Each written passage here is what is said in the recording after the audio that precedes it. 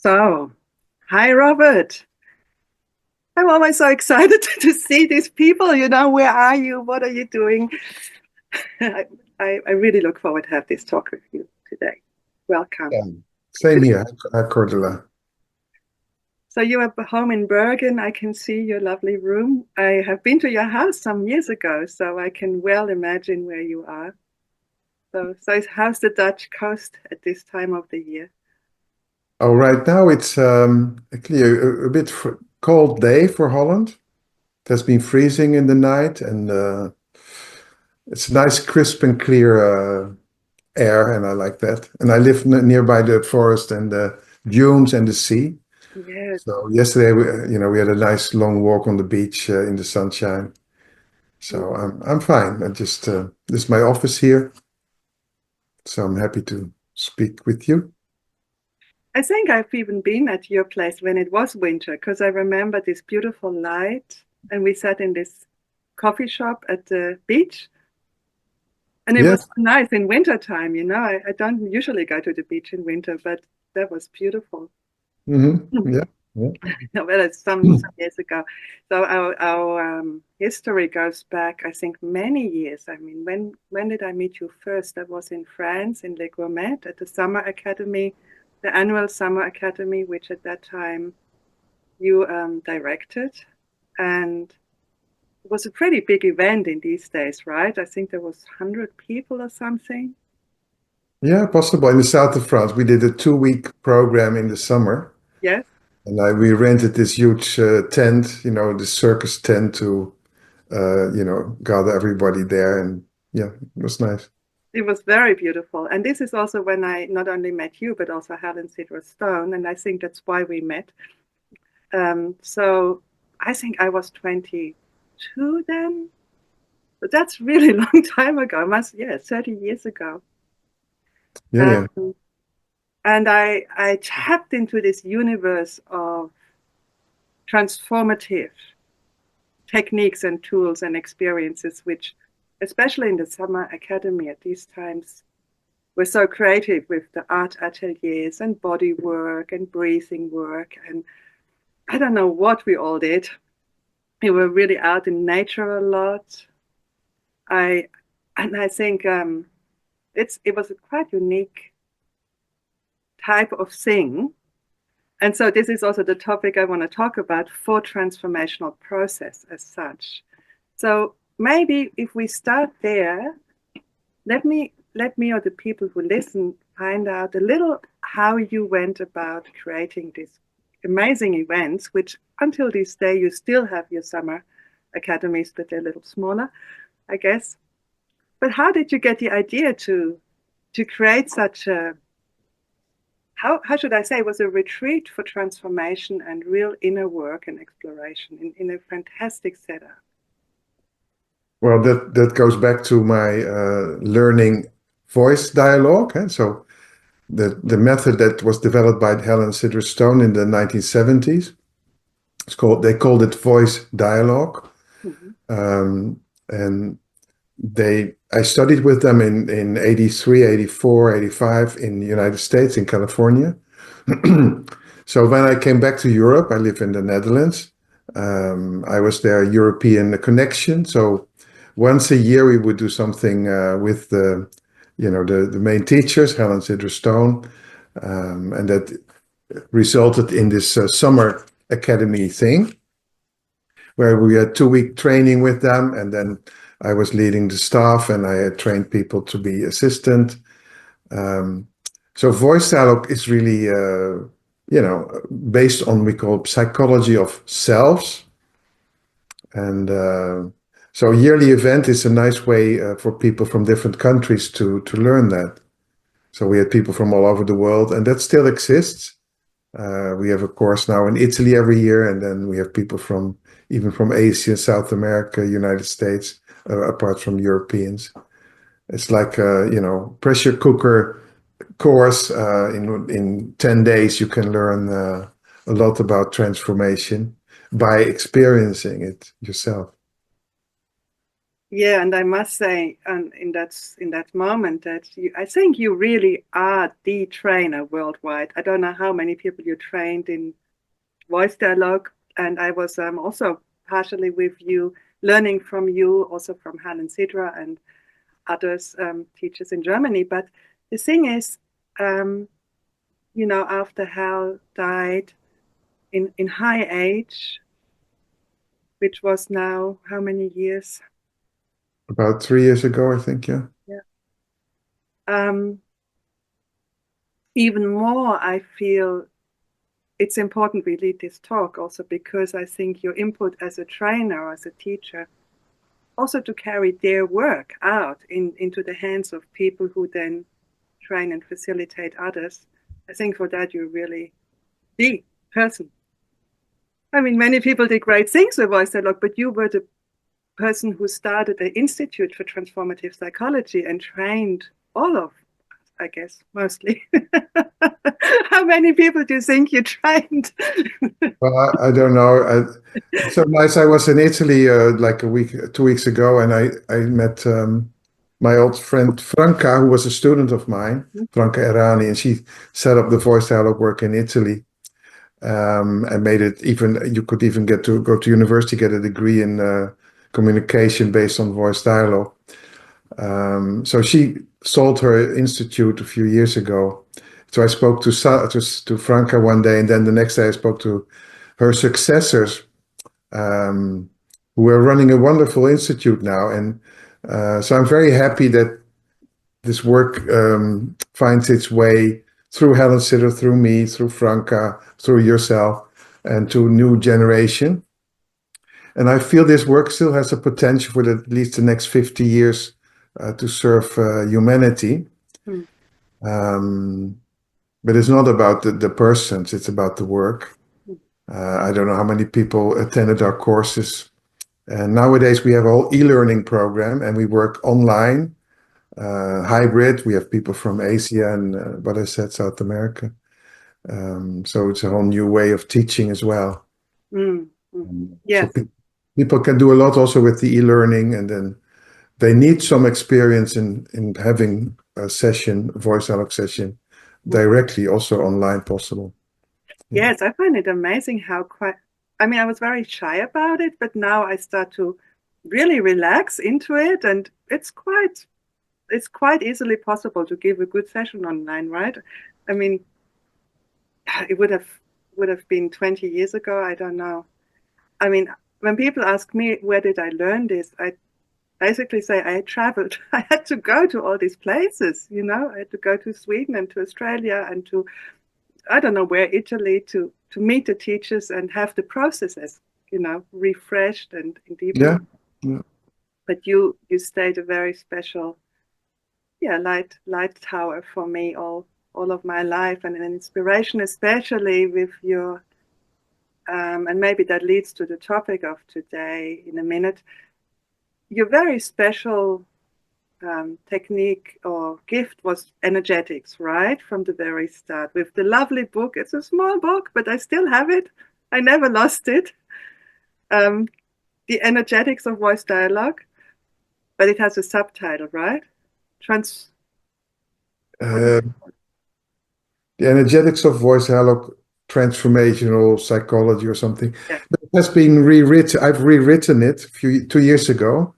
It's about 3 times the size now. It's published in Netherlands by a publisher. It has just been translated, and I'm now doing the editing, so it will be also available in English in a couple of months. And this is Wow.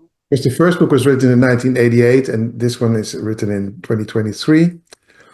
So it's a lot of new insights, but still the same basic principle. So the small book you have, it's still valid, I would say. But it's now also put in more everyday language and with a lot more new case descriptions, and also a workbook at the end. Do-it-yourself book, so to speak. Wonderful. I didn't know that. So, do you have It's already a book house for that in English, for the English? not yet. No, I'm editing it. But when it's ready, I'll send you a free copy. Come to us. Well, that's wonderful. So let's talk about this for a minute. How do you think the essence, the essence of the small book, which really stayed with me, I must say more even than Helen Sidro's books, because there was a few chapters in that first book which was so profound on energy work.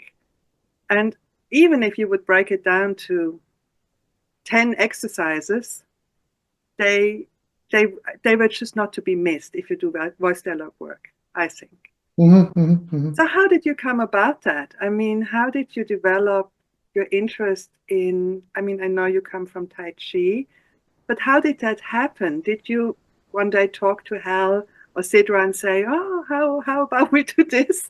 Or did they themselves ask you to bring in more the energetic um, practices, or how did that go about in these days? Well, I was a Tai Chi Chuan fanatic and also a teacher, so I was really into that. And when I studied in the United States, I've been doing Tai Chi Chuan for at least 10 years and quite seriously. So it was just by observing the sessions that were being given Mhm. and that I recognized certain energetic principles that are present in Tai Chi, like, for instance, alert relaxation. It's a martial art, Tai Chi. It's not just meditation. It's also you're being tested in combat. So it's alert relaxation, being centered, being aligned, knowing the yin yang principle, knowing if you go to the left, at some point you have to go back to the right. If you go up, you have to go down. And just by observing the sessions, I saw the same principles there happening with the sub personalities and the voice dialogue facilitation. So I was observing that, and I thought, wow, I have to research this more in depth, which I did. And then I started to describe sessions from the point of view of these energetic principles. Um, and so I wrote this little booklet about it. And I still feel it's really about that. And I've added a few things in the years. Another important principle is that you have to keep breathing. And I don't mean like hyperventilating or just like fire breath or something. Just a natural breathing, like in a day-to-day basis, just a natural breathing, which some people have forgotten. Yeah. They forget to breathe in their stomach or in their chest. So if you don't breathe, then the energy gets stuck and there's no transformation. If you keep breathing, wherever you are in your psyche, if you keep breathing, the energy will continue to flow.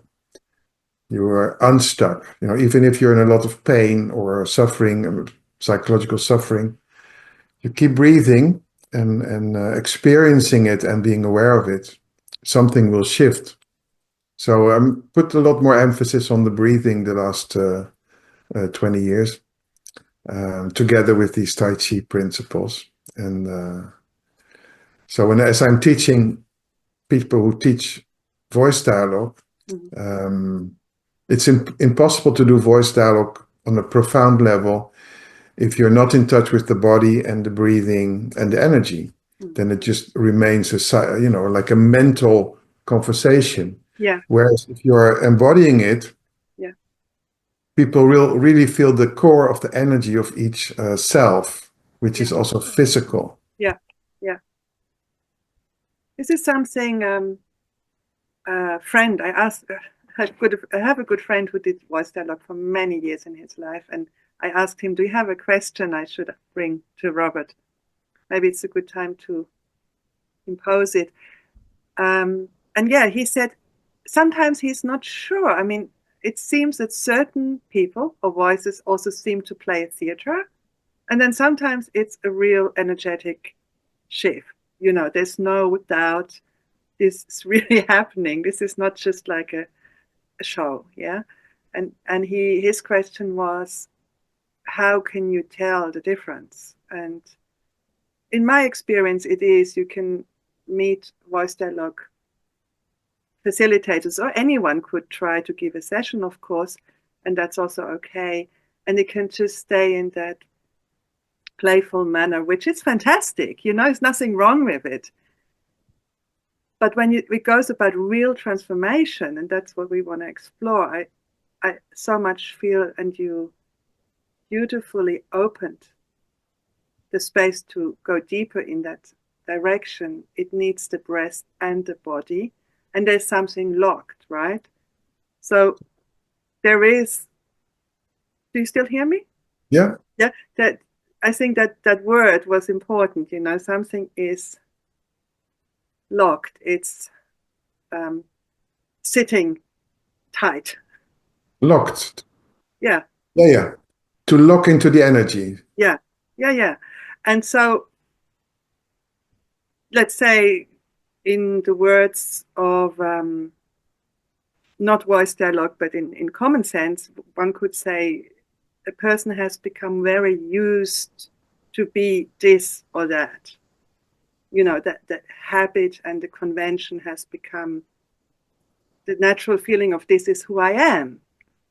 And I guess breaking that up a little bit even, yeah, let's say a little bit. It doesn't have to be always the big thing, but the first few baby steps in breaking that narrative up of this is who I am, this is my pain, this is who I'm striving to be. Okay, and then comes. Well, this is so difficult to do it alone, because we are like the selves we are born with all the selves. Certain selves get a function to help us survive psychologically. And they sort of glue themselves to us, like with glue. So you think I am the mind, huh? I'm the thinker. Yeah. But the mind can be you. And nowadays we say it's a primary self. But then the person who is identified with that primary self doesn't know it's a primary self. Mm. You think, this is me, I'm this so-and-so. But the other person that's facilitating, like your friend who's facilitating you, or may have a sense, well, it seems that this person is identified with the mind, for instance. So then this other person can help to the client to separate from that self. So the other person has an awareness it's added to your own awareness. So that can help to say, well, the facilitator can say, well, Cordula, if I can speak to your mind, and you can say, well, what do you mean? I say, well, just do an experiment. Just move a little bit to the side, and I'm going to talk to the mind. And then slowly, this mind is being induced and said, well, you are the mind, and what do you do for Cordula? How do you operate? And the mind loves to talk, and you get all the information from the mind. And then slowly, it becomes clear that the mind is not totally Cordula. There's more than that.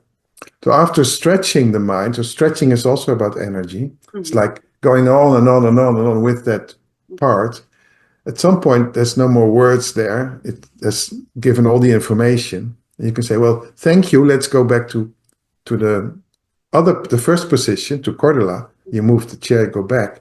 And then at that moment, there's a birth of what we call an aware ego. It's like, I have a mind. I am not the mind. I have a mind. So that's ungluing. And in that same way, one can explore all the other selves that are present in that moment. So it's always in opposites. Opposite the mind would be perhaps the feeling or the body. Mm-hmm. Go move to the other side. Mm-hmm. It's a totally different experience physically. Mm-hmm. And then the facilitator would invite the opposite part. Can I talk to the body, for instance? And maybe a lot in silence, just breathing, just feeling. I'm tired. I just, he's always talking. I love to be just in silence or just be in the nature. So then you can stretch that part and then go back afterwards, go back to the middle between the mind and the body, for instance. So there you have a transformation. Exactly. I just wanted to say, so here starts the transformation, right? You have transformation on 3 levels. Okay. So what we were just describing, that's on the transformation of the parts, the selves. So the mind can become, instead of a mind that's all the time operating, it can be more quiet mind. The critical voice, instead of all the time criticizing, can become more like a consultant, can give some advice. The child, let's say if you have inside a hurt child, the hurt child, when it's being facilitated, can change into just not a hurt child, but a vulnerable child. Welcome to Parallax, the resurrection of truth, beauty, and goodness. Parallax, a media war engine. Parallax, the construction amidst eternal decay. Parallax, the portal to the edge of chaos. Parallax, poem and provocation. Parallax, mad philosophers and tantric demigods. Parallax, totem for an unknown god. Parallax, philosophy and the return of the matriarch. Parallax, the end of the meaning crisis. Parallax, the whispering daemon in your ear. Parallax, the god of wisdom, wine and love. Parallax, your home for superior publications, podcasts and courses. Parallax, join us today.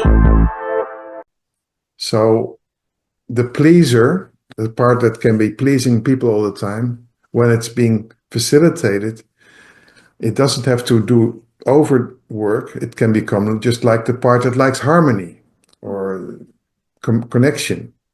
So the parts can transform. Transformation means to change into, well, we assume change in a direction of more wholeness, more completeness, more happiness. So they can transform. But the other thing that transforms, that's the position from where you make the choices, the middle position, what we call in voice the aware ego. So the aware ego can become more and more an aware ego in relationship to these parts with more choice. And less clue, right? The clue is kind of softening. Yeah, and then there's more choice and more energy. And the awareness can also transform can just expand into more awareness of what's going on. So the basic definition of consciousness is awareness and experience of energy patterns. So you're gaining consciousness, and so the transformation, you can break it down into these three different elements. Maybe I don't know if it makes sense to you, to everyone. It can be a little bit abstract, but this is something that can be, given very clear or grounding by doing a session and showing a session and observing a session and see what happens before, how it is before, what happens during, and how it is after. Mm-hmm. And then over a period of time, when people have several sessions, you can actually see these changes. The hurt child becomes just a vulnerable child. The super controller become maybe a relaxed background planner. The overall pleaser can become just the part that likes harmony. And crucial in this whole development, which is sometimes missing in other philosophical systems, let's say, it's the vulnerability. As human beings, we are vulnerable in our core. We are born, let's say, helpless, like a baby. Mm-hmm. Even if we may feel very strong, we are still dependent, and we need protection from our parents, from whoever is there. And this doesn't change. When we're adults, we still need to have that basic vulnerability taken care of. And so the primary parts, the one that are developed to protect that vulnerability. So they can only stop doing that if the person herself can do it. If there's an aware ego that can take care of the vulnerability, then the parts don't have to be primary parts. They can just be parts. Then there's not a disbalance. Then if there's a, let's say, control side, there can be a non-control side. There can be a part that likes to, whatever, take risks and play. If there's a serious part, there can be a playful part. If there's a pleaser part, there can be a, let's say, more selfish part. But the crucial to that freedom is that the person can take care of the vulnerability consciously. So a big part in the transformational process is learning about your vulnerability, finding it in the body. It's not here. It's all over, more the chest and the belly. Breathing with it, hang out with it. Breathing and hanging out with your fears. What's the worst that can happen? Can you accept that? Can you feel it? Yeah. Can you breathe with it and hang out with it? And this takes time. It's not a matter of just a few minutes. You have to really hang out with the vulnerability. Find a way of doing that on a regular basis. And once you can take care of it from a middle position, then the exploration of the other selves is more easy and more, less painful. So that I would say is a crucial part, the vulnerability. It can change from, being hurt to being just open and vulnerable. Mm-hmm. But you always stay open and vulnerable and sensitive. Yeah. It doesn't suddenly become strong. It's always vulnerable. But one learns to take care of it. Yeah. Like a mother or a father that protects the baby. That's the care. But to the outside world, one also needs a warrior. Somebody can set limits. Yeah. Say, no, I don't want to go there. This is my border. That you can make choices how to deal with it. Mm-hmm. So that's an important part always in my coaching sessions with people. How do they deal with the vulnerability? Now it's more emphasized than it was in the early days of forced dialogue. Mm-hmm. Mm-hmm. That's beautiful. And I would like to reserve some time. We can take a very, unfortunately, a very actual topic to explore exactly that in a example, if you like. Because I think right now the world has a lot of vulnerability because the world, I'm speaking about the world now, not just the individual. We have a really huge vulnerability with this thing going on in America these days, right? With Mr. Trump being on the seat of the driver, let's say, the seat. So I thought, well, how about we look at it a little bit in Weissteller's terms? What is going on, So there's this guy sitting on the throne. And yes, a lot of selves in people elected him for some reason. And then there is this huge vulnerability in many of my friends, especially in Switzerland. People are really, really upset about feeling so helpless that this has happened or this is going on. And you just watch it and you just think this can't be real. And it's happening, right? Mm-hmm. And yet, if we look at it from voice dialogue perspective, one could say, okay, so Mr. Trump must be representing something, some quality of, let's say, a king or a good father or whatsoever, for a lot of people who feel a certain specific type of vulnerability in this world. And I have a suspicion what that could be, but I'd love to hear, of just if we can talk about this, how you would, talking about opposites and talking about duality. So we are actually at the most extreme, I guess, stretch that could happen. For this to be tolerated as, in certain contexts, as almost justified, I mean, we're watching this and it's just how does the brain comprehend what is going on? Mm-hmm. I mean, just yesterday, I don't know if you, I only found out this morning, but yesterday he started doing his agenda, right? So he's doing it. It's not Gulf of America. It's not Gulf of Mexico anymore. And I mean, we're just sitting here and it's like, okay, what's going on? Well, he wants to annex also Canada to 50 Yeah.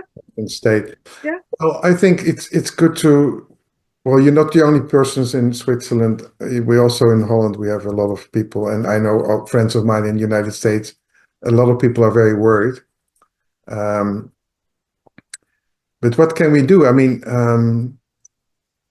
I think it's good to distinguish between the inner process and then the outer process. So on an inner level, what we can do is find out first of all, what's our vulnerability?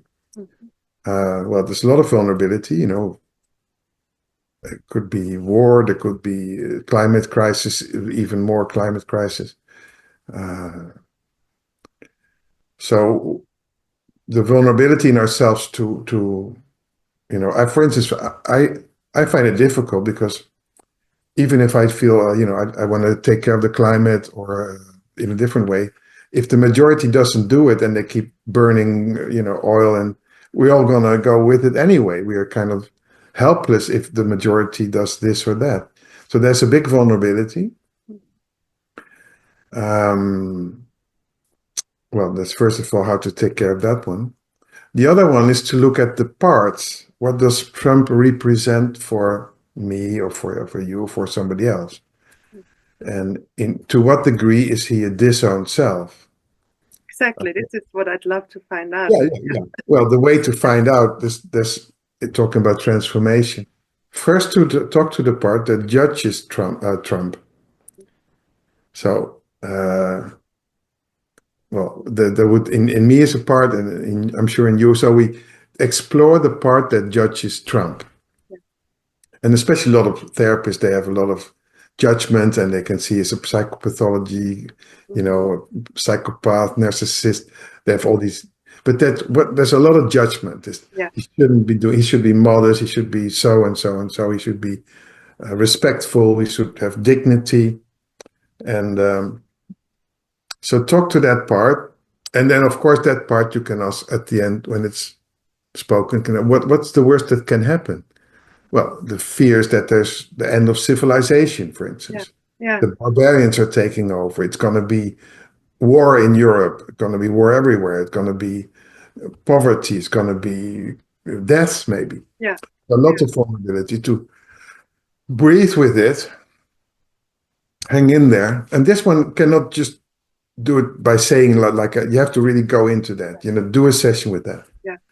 Then go back to the middle. Feel the vulnerability. Like, oh my God. How can I protect myself? Caring psychologically, but also like physically, you know. Where's it safe? I mean, if you know. Well, I thought about going to Iceland, for instance. Yeah. Although it's not too far from Greenland. Maybe there's no more safe space. So look at vulnerability both emotionally and practically. And breathe with it and allow yourself to feel the vulnerability. Just hold space for that. And then thirdly, go to the inner Trump. I mean, it's obviously an American archetype for sure. I mean, when I studied in America, you had to learn to raise your voice. That was kind of the culture. It's a primary self, very different from Holland and Switzerland and most European countries. So there you could see Trump as a teacher, to become, you know, a player, to become rough, to become you know, a rapist, to become a tyrant and all that, and to really the total shadow, and to live that out, say, and look at that, say, I'm Trump, and I'm gonna. So go into that and release the energy that is your own disowned self, to release and find out and enjoy it for your own personal process. Then go back to the middle and say, whoa, now I know the Trump energy in myself, my projection of the Trump energy.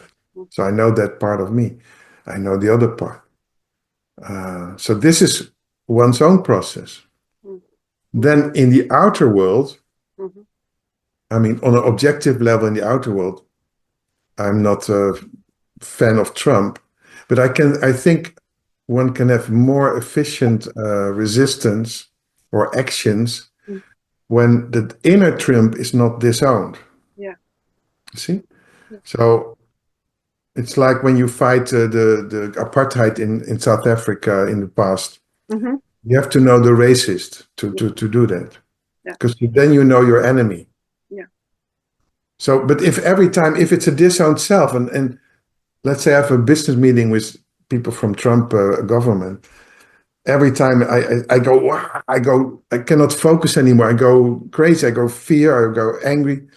So by integrating the inner Trump, I will be more centered in dealing with the enemy. I will not underestimate him, like a lot of people probably do now.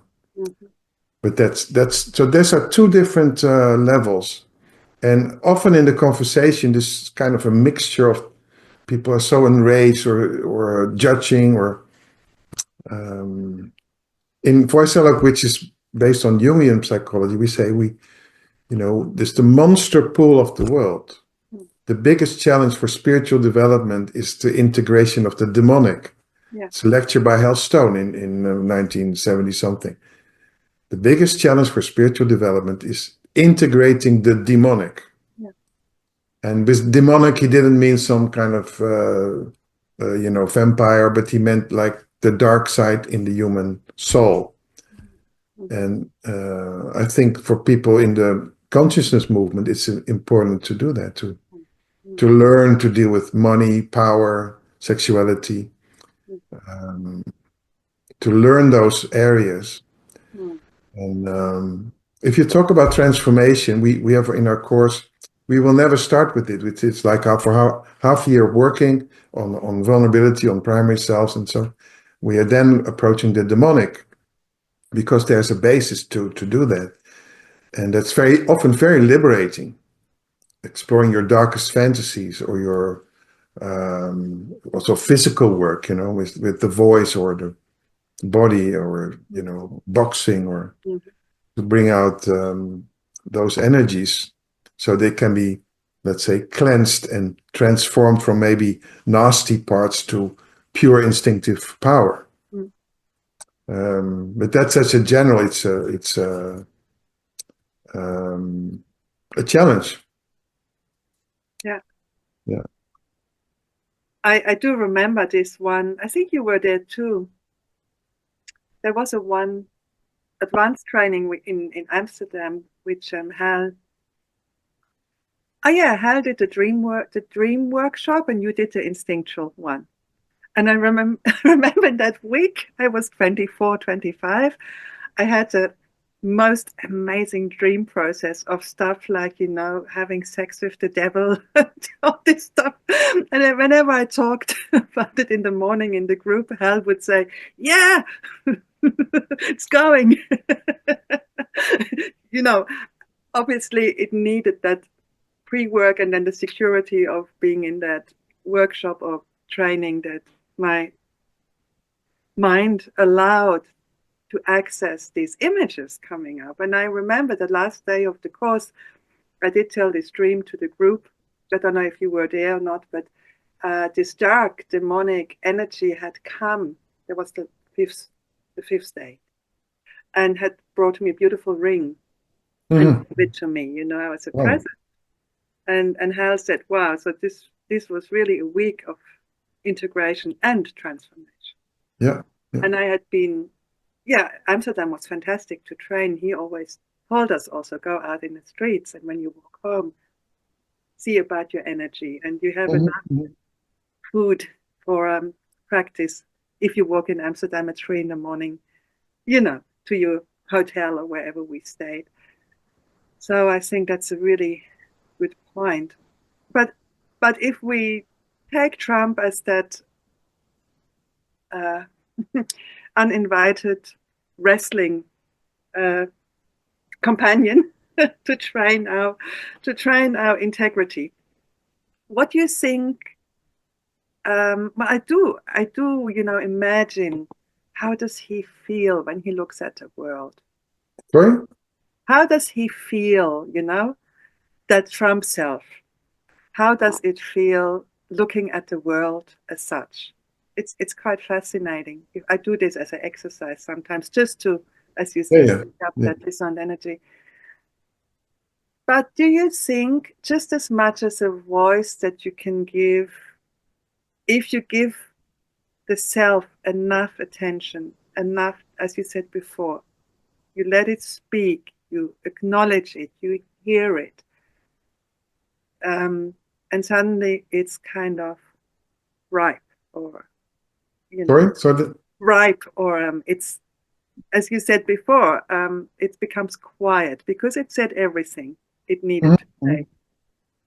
And in a certain way, my personal private feeling with this Trump self, let's say the Trump self, is as if in the world at this point, this type of energy that he represents is having a second round in completely outspreading itself.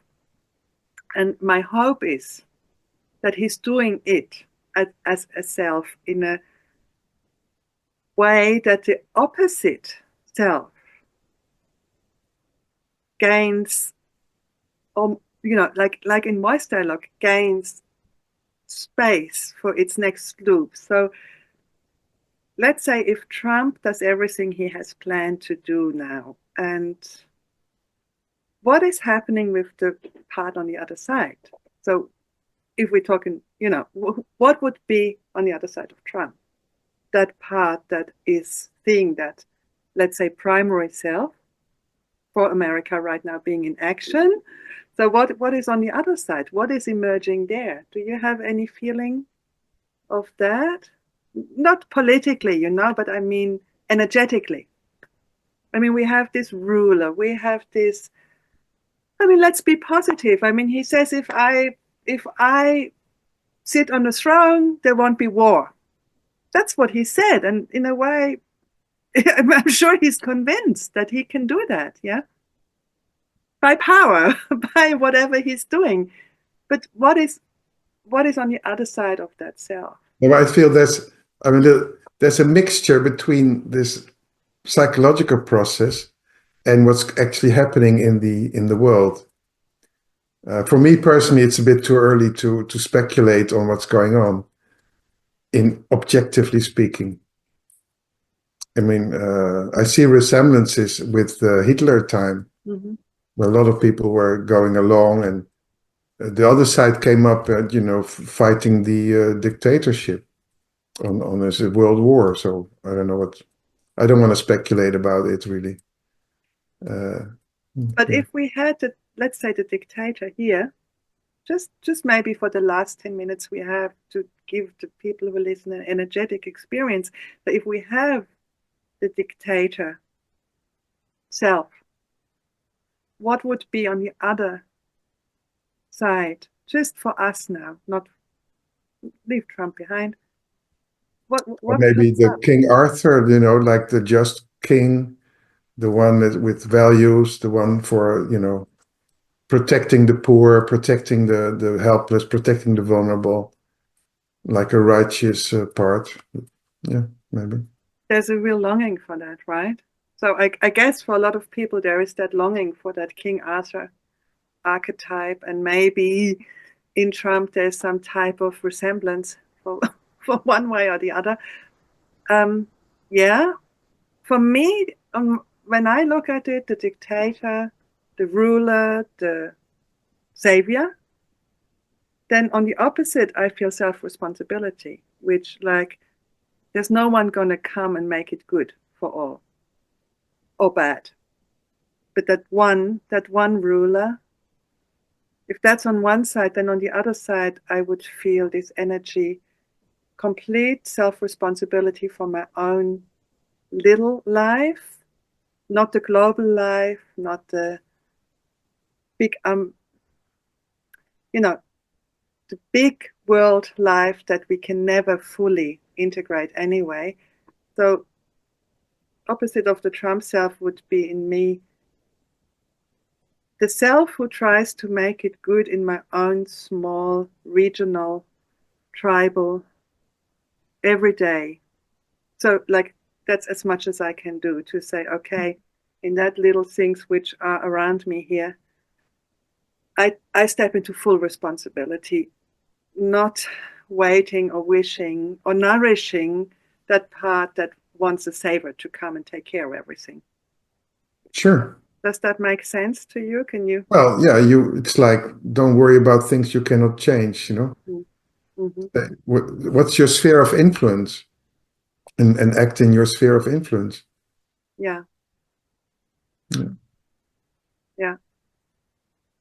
So, yeah, it could mean that we have leaned out so far with, I was thinking about it today, driving home in the car from Alsace, where I was with my horses, how the first days, in school, where I learned that there's other countries and other languages, and you started drawing this on the map.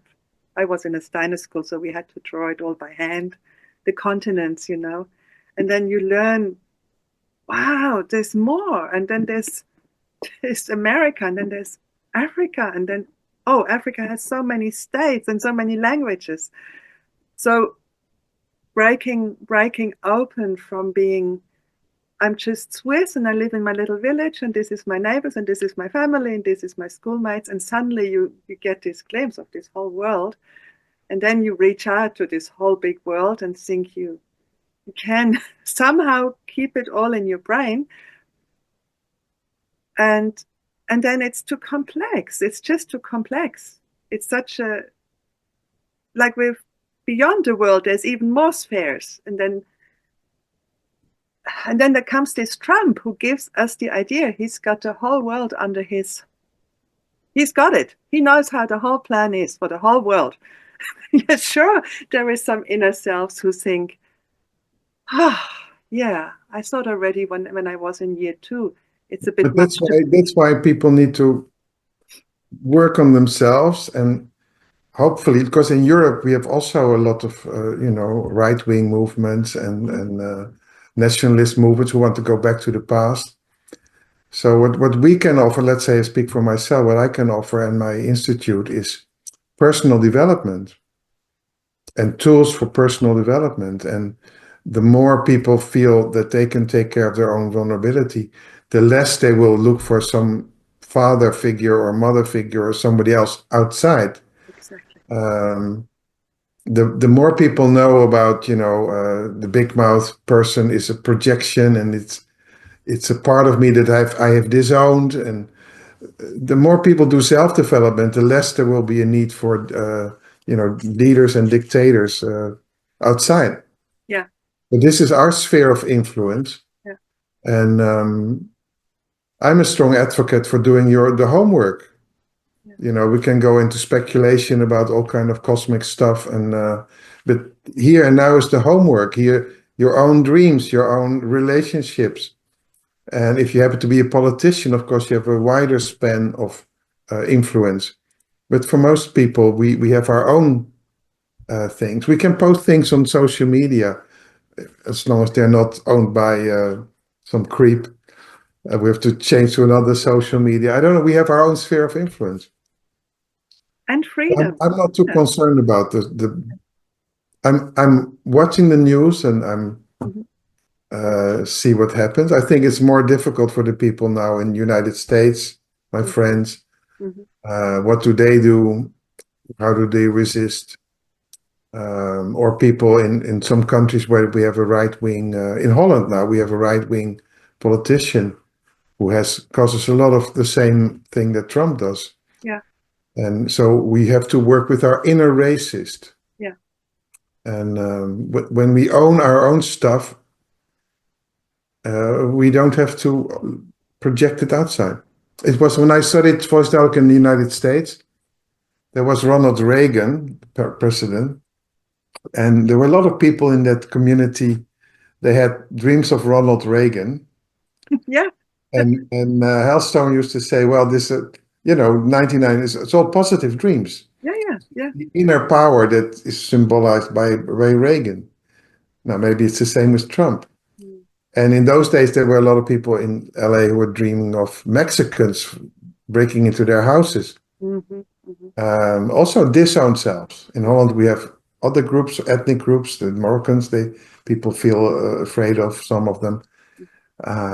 So it's all about integrating. And voice dialogue is a tool for transformation. And this is our domain. We are not sociologists. We are not politicians. We can do our transformation in our own laboratories, in our trainings, in our courses, in our personal development. And that's maybe it's a drop on the ocean, drop on the fire. But this is the way that we bring in stuff. Maybe that has an influence. If a lot of people do personal work, transformational work themselves, at least they will not polarize in a totally emotional way. They will be more focused, more impersonal. I think we need more impersonal energy dealing with political situations. Not being blind, not being naive, not going to sleep, just being awake and like a warrior. Yeah. And not like an emotional, angry tiger, but just like a clear warrior that knows about parts, or knows about vulnerability, and then with the right people to make the strategy that's effective, efficient.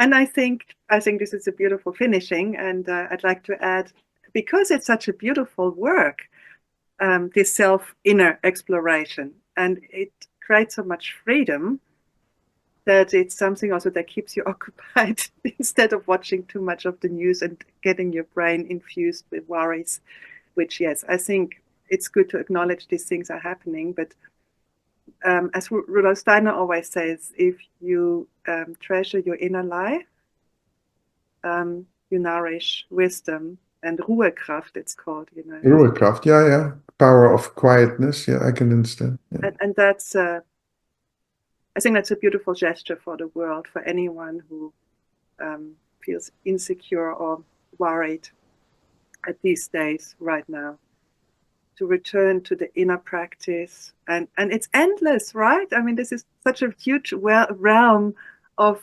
physical, spiritual, meditative, or soul work. There's so many beautiful techniques to visualization, voice dialogue, breath work, vocal work. It's not just beautiful, it's also harsh and excruciatingly. No, I feel you're so much in the love sphere, and what we need now is not just love, love, love. We need to be very clear and very connected to our power as well, and learn about that. Yeah. And this is a way not to polarize with Trump. If we go into loving and let's all be ecological, that's not it. We need a middle position between the love and our power, and to meet the world from there, like. Here we go, the masculine and the feminine. I think this is a beautiful thing. I'll finish the talk here. Thank you so much. Do you want to, I think we've said it, right? We go from here. Do you want to say a few closing words? It needs that balance. I think you're right. It needs both in the middle. Yeah. I think we wrap that up. Thank you so much. I just stopped the video here. Okay, welcome. Let me just see.